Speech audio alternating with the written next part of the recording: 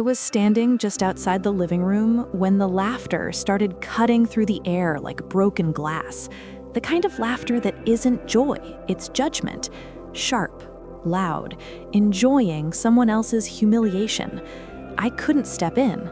I couldn't step away. I just stood there, frozen, watching my own family turn my mother into entertainment. My cousins had their phones out. One of them angled the camera straight at her face. Flash, another picture, another chuckle.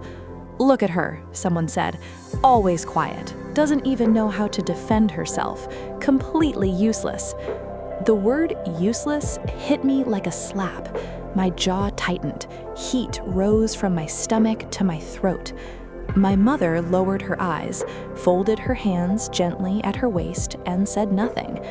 I waited for her to answer back, to protest, to at least say, "Enough."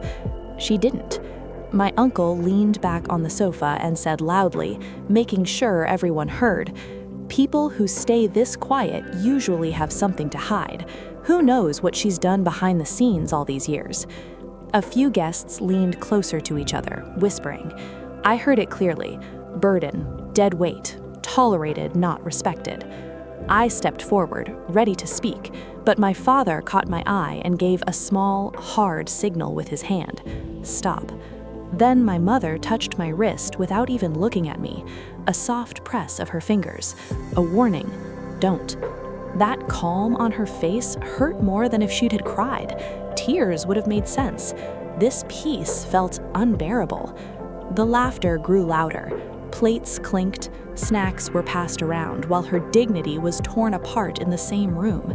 It became a show, a performance, and she was the target. I felt ashamed, not of her, but of my helplessness. I was her child, and I couldn't shield her from words. She picked up the tea tray and served the same people who were shredding her respect. Cup by cup, steady hands. Someone recorded a video and sent it to the family group chat. Within seconds, my phone began vibrating non-stop. Messages, laughing emojis, side comments, screenshots. I looked at her, she looked back at me and gave a faint, unreadable smile. In that moment, I judged her. I thought, she is too weak. I didn't know that night would become the trigger I would replay in my head again and again. Growing up, my mother always chose silence over arguments. Always. I can't remember a single shouting match where she raised her voice first. Once, a teacher mocked her broken English during a parent meeting. She smiled and said, "Thank you for teaching my child." That was it. Neighbors cheated her in a money matter, a large one. She found out. She sent them sweets on a festival anyway. I believed she was too soft for this world, too easily stepped on. I still remember waking up at 2 a.m. for water and seeing her under a dim bulb, stitching clothes for extra income so my school fees would be paid on time. I remember her jewelry slowly disappearing, one piece at a time. When I asked, she said, "Old designs, I got bored." My father often cut her off mid-sentence in public. "You don't understand these things," he would say, and she would nod like she agreed. Whenever someone wronged us and I burned with anger, she stopped me. "No confrontations," she would whisper. She always repeated one strange line, "Time answers louder than people." I never understood it. It sounded like an excuse to avoid conflict, but she documented everything, quietly, methodically. Files, receipts, voice notes, copies, dates. I thought it was fear or insecurity. Relatives borrowed money again and again, never returned it in front of anyone. That silence created a wound inside me. I resented it. I swore I would never live like that. I loved her, but I was embarrassed for her too. That truth still hurts to admit. I avoided bringing friends home because I didn't want them to see how she was treated. That guilt still burns. After the humiliation video spread, the group chat became a circus. Memes, jokes, edited screenshots. Then the lies began.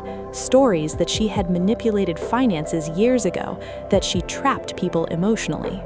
My father stayed neutral, watching, saying nothing. That silence from him felt like betrayal. I confronted him. How can you let them talk like this? He sighed and said, "Don't create drama, let it go." Let it go. Those words felt like abandonment. Meanwhile, my mother calmly asked me to bring down old document boxes from storage. She started making private calls behind closed doors. Soon, unknown numbers began calling her and speaking with respect in their voices. She asked me to scan papers and email them. No explanation. While scanning, I saw property papers, loan agreements, signed contracts, names of the same relatives who mocked her. Amounts were large, very large. These weren't favors, these were legal loans. A bank officer visited our home and addressed her as ma'am with visible respect. Suddenly, some relatives became overly polite, too polite. One uncle pulled me aside. "Your mother is misunderstanding." My father stayed neutral, watching, saying nothing. That silence from him felt like betrayal. I confronted him. "How can you let them talk like this?" He sighed and said, "Don't create drama, let it go." Let it go. Those words felt like abandonment. Meanwhile, my mother calmly asked me to bring down old document boxes from storage. She started making private calls behind closed doors. Soon, unknown numbers began calling her and speaking with respect in their voices. She asked me to scan papers and email them. No explanation. While scanning, I saw property papers, loan agreements, signed contracts, names of the same relatives who mocked her. Amounts were large, very large. These weren't favors, these were legal loans. A bank officer visited our home and addressed her as ma'am with visible respect. Suddenly, some relatives became overly polite, too polite. One uncle pulled me aside. "Your mother is misunderstanding things. Don't support her madness." Pressure built. Mockery turned into tension. She remained emotionally unreadable. I could feel something deliberate unfolding, like a trap closing slowly. Then, one night, I overheard her on the phone. Her voice was firm, commanding, unrecognizable. "Yes, initiate recovery proceedings," she said. "All of them. Lawyer, cases, filings." I learned she had legally funded multiple relatives' businesses, every document notarized, every signature verified. Repayment deadlines had passed years ago. She knew, she waited. "Now is the right time," she told the lawyer. I confronted her, my voice was shaking. She finally opened the files and showed me everything. Organized, indexed, undeniable. I stayed silent because truth is loudest when lies are confident, she told me softly. Humiliation is sometimes bait. In that moment, power shifted inside my chest. She was never weak. "Trust me," she said. "Stay calm." Legal notices were scheduled for the same week, the week of another big family event. "That will be the stage," she said. My role changed. I was no longer her defender, I was her witness. At the next gathering, they smiled like hunters who thought prey had returned. Subtle insults started again. Then couriers walked in with sealed envelopes. Names were called out one by one. Recovery notice, fraud notice, legal demand. The room froze. The lawyer entered behind them and confirmed case filings. Amounts owed were read aloud, signed documents displayed. Those who mocked her began denying signatures until video and biometric proofs were presented. Then my mother spoke, a long, steady speech, the first I had ever heard from her. She listed every sacrifice, every transaction, every betrayal, fact by fact.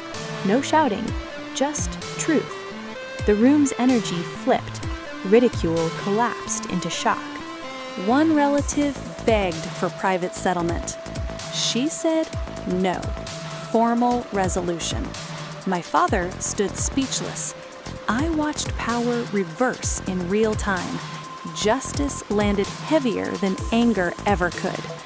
After that day, everything changed. Group chats went silent. Apologies arrived. Some tried emotional blackmail. It failed. Court-ordered repayments began. She publicly donated part of the recovered money. Respect replaced mockery. My father apologized to her quietly. I apologized for misjudging her strength. She forgave without drama. The house felt lighter. She laughed more. People now asked her for advice. I finally understood the cost of patience. Silence can be strategy. My shame turned into admiration. Something healed inside me. I misunderstood silence as weakness. I was wrong. Not all battles are fought loudly. Reaction is instant. Strategy is patient. I was once embarrassed by her. Today, I'm proud beyond words. Never judge the quiet ones too quickly. Document truth. Don't just argue emotion. Patience can be the sharpest revenge. Family disrespect is real, but so is delayed justice. If you've ever seen silent strength like this, you already know how powerful it is. Tell me what you think about dignity and revenge. Show respect for her courage. Follow for more real stories like this, because in the end, silence speaks last, and it speaks the loudest.